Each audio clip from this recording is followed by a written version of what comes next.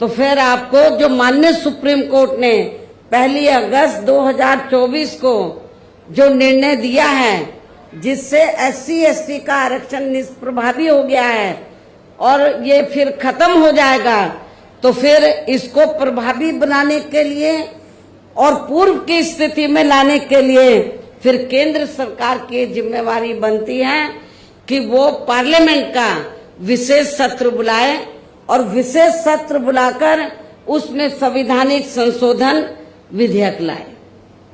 और उसमें फिर हम देखते हैं कांग्रेस और पूरा विपक्ष तो वो आपको सपोर्ट करता है नहीं करता है, जिन्होंने संविधान बचाने और आरक्षण को बचाने के नाम पर पूरे देश में दलितों, शोषितों को, पिछड़ों को गुमराह करके इनका वोट तो ले लिया, लेकिन जब माननीय सुप्रीम कोर्ट ने जजमेंट दिया तो जजमेंट के बाद इनको सांप सूंघ गया है।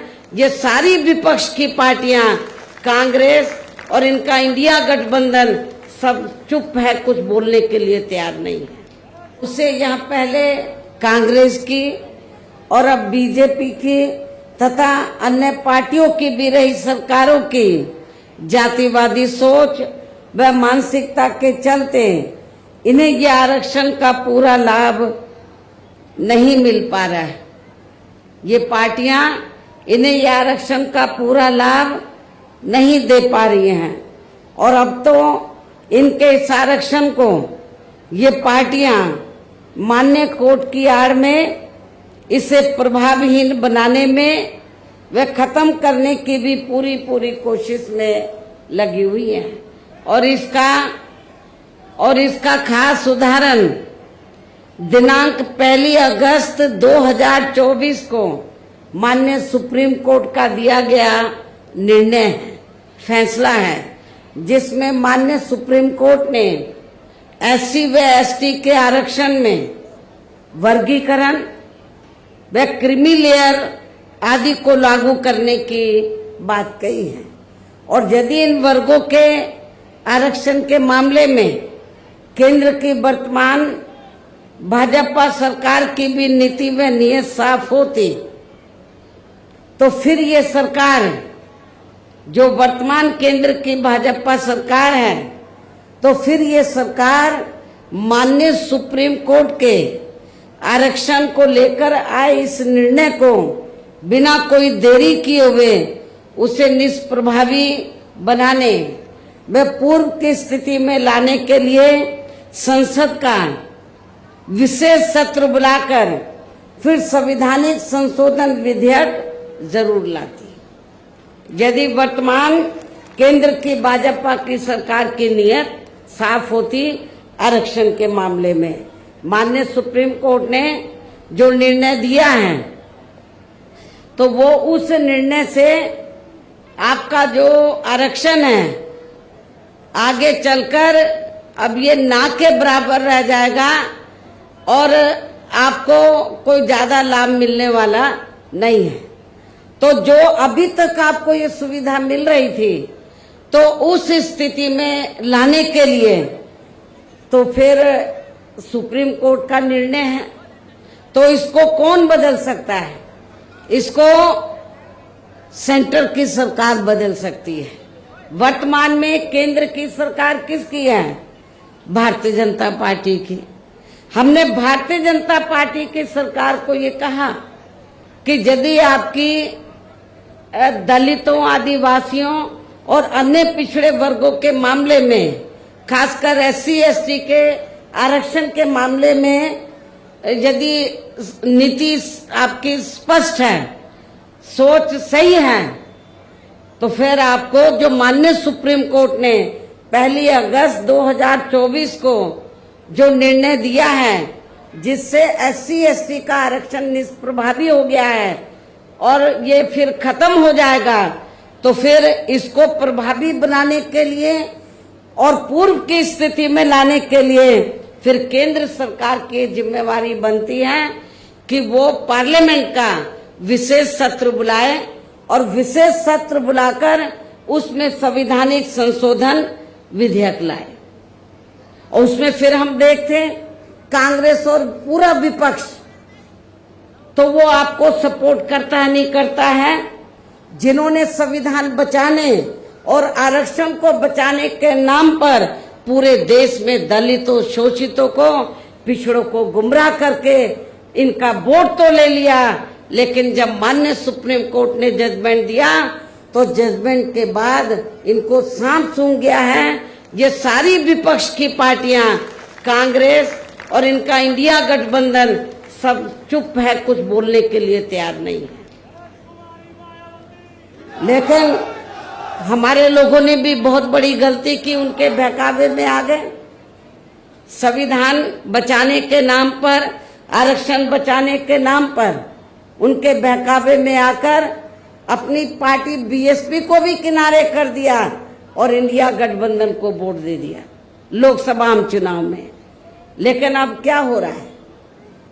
चुनाव खत्म होने के बाद इंडिया गठबंधन को फायदा तो हो गया गुमराह करके आप लोगों को, लेकिन जब 1 अगस्त को निर्णय आया आरक्षण को लेकर के जो शेड्यूल कास्ट के लोग हैं, ट्राइब कम्युनिटीज के लोग हैं, दलित जो लोग हैं, आदिवासी लोग हैं, तो अब इनको जो पहले से आरक्षण मिल रहा था, जो इनका कोटा मुकर्रर था, जो पहले से आरक्षण मिल रहा था, वो ना मिलके अब इनका वर्गीकरण किया जाएगा। जिनको जरूरत है उनको दिया जाएगा और शेड्यूल कास्ट में जो जातियां मजबूत होगी उनको किनारे कर दिया जाएगा। ये जजमेंट है। लेकिन ये आप लोगों को मालूम होना चाहिए कि जिन शेड्यूल कास्ट में जो जातियां कुछ आगे भी बढ़ी हैं, मुश्किल से 5-6% लोग बढ़े हैं, बाकी लोगों की सामाजिक, आर्थिक और शैक्षणिक स्थिति में अभी कोई ज्यादा बदलाव नहीं आया है।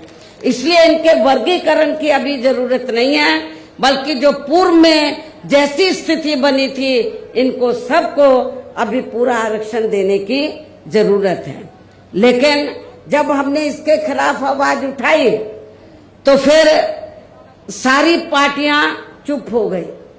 हमने बीजेपी को भी कहा कि सुप्रीम कोर्ट का जजमेंट है, आप संविधानिक संशोधन विधेयक लाइए और आप उसे पार्लियामेंट में लाकर पास कराएं।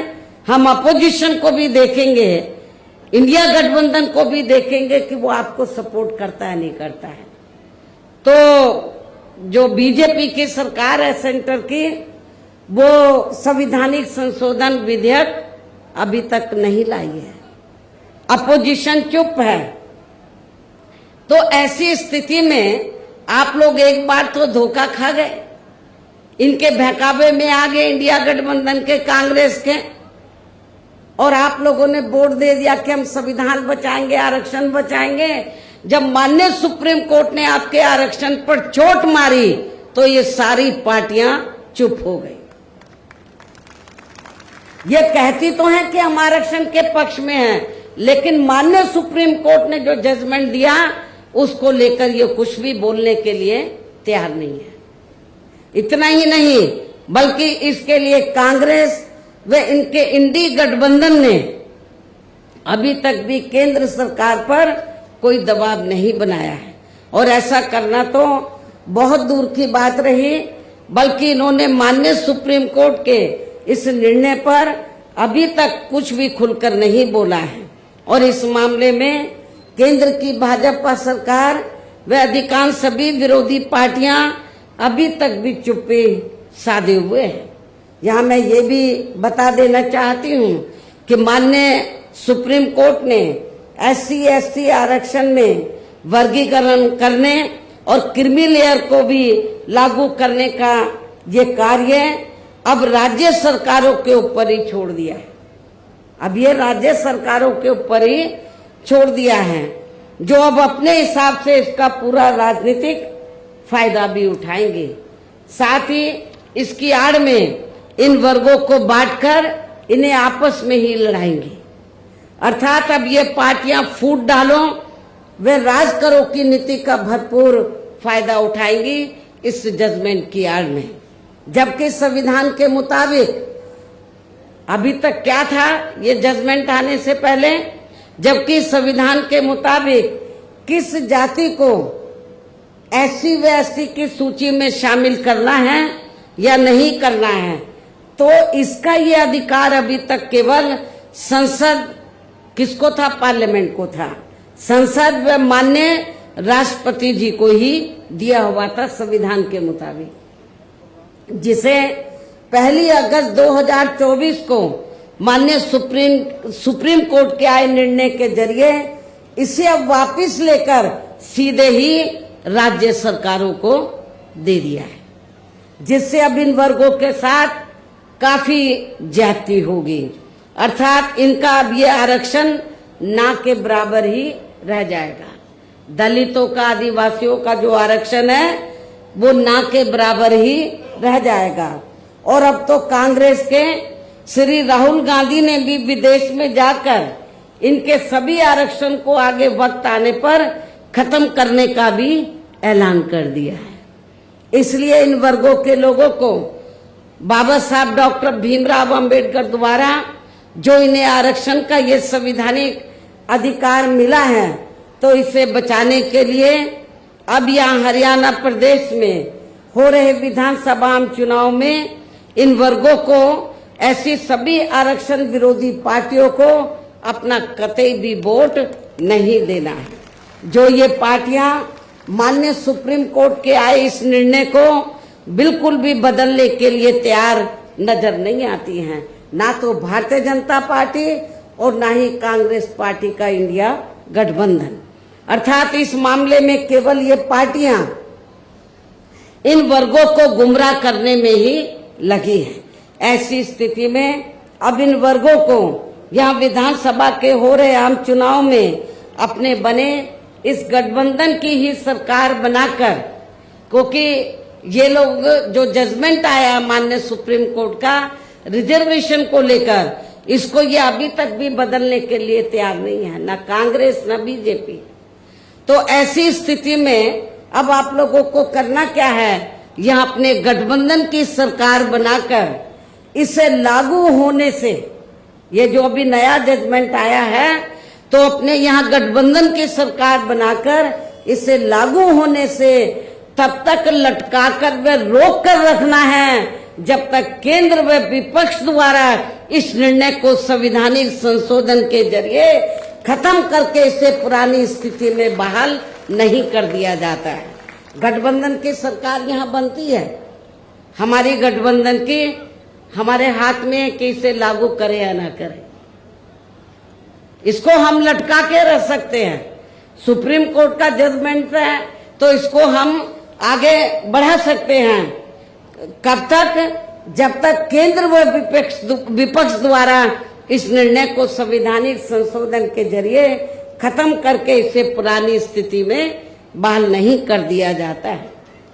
इसलिए ऐसी स्थिति में अब आपको एक तरफा अपना वोट केवल बीएसपी व इन्हें लोग के बने अपने इस गठबंधन को ही देना है, ताकि सत्ता में आकर यहाँ आपके स्टेट में माननीय